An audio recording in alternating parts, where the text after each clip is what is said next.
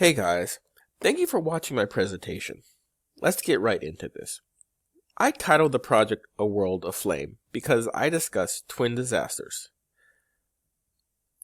climate change, and the 2018 Camp Fire in Northern California. Here is an overview of what we are going to discuss. First, I'm going to explain why I am linking the two. Second, I'm going to give a very brief background on how climate change relates to our subject. Third, we will see what steps the federal government has taken to alleviate these concerns. And lastly, how does the Camp Fire play into all of this? If I had to use one word only, to describe the theme of my project, it would be failure. But who failed? The government? Which government? Federal and local. How? They failed to properly prepare for these disasters. Can you tell us more? I would love to. How does the climate change and the Camp Fire relate? Disasters are never in a vacuum. One thing always leads to another. For example, war can lead to famine, which can lead to more warfare. Floods can lead to disease, which lead to political instability. And in this study, climate change leads to increasing fires, like the Camp Fire. Part 1.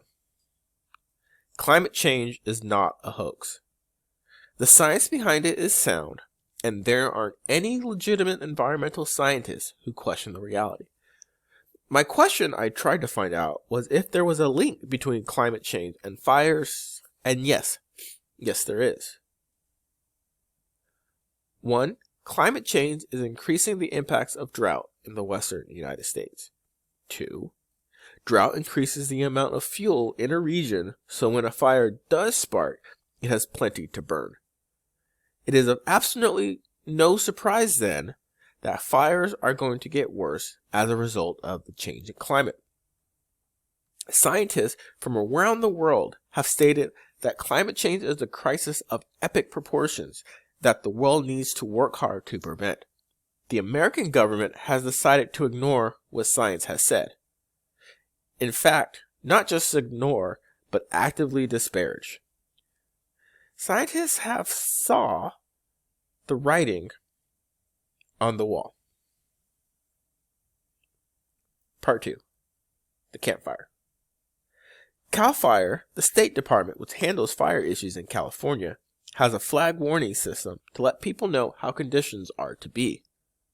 The day before the fire, they had a red flag warning, meaning conditions were especially precarious. The next day, a faulty transmission line would start the deadliest fire in California's history. That day, CAL FIRE issued their first evacuation order. Outside of social media, another way they informed people of the need for evacuation was the use of their Code Red system. The system, however, wasn't nearly as robust as it was originally thought to be. The first failure was that simply not everyone signed up for the service. And even if you were signed up, there was a chance you didn't get the call.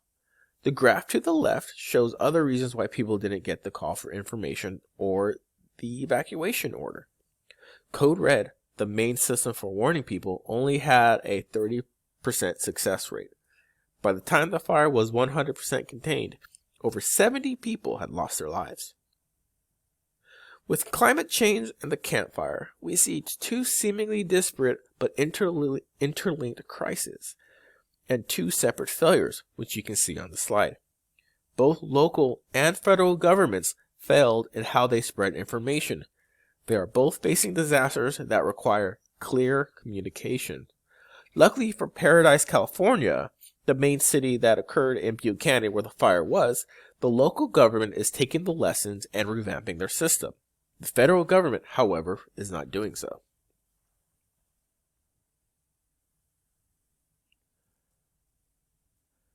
Climate change leads to drought, which leads to fire. Climate change leads to floods, which leads to famine, which leads to instability, which leads to war, which leads to disease. Disasters are never in a vacuum. They never happen alone. One thing always leads to another. We just saw what happens when a local government fails to provide for the informational needs of its citizens. And we are seeing what happens when the federal government fails to work to prevent impending disasters. One thing leads to another. Thank you for listening to me for the last few minutes. If you have any questions, please do not hesitate to ask me. I will be more than happy to provide my references, although they are all in the paper. Thank you very much, and I hope you have a good day.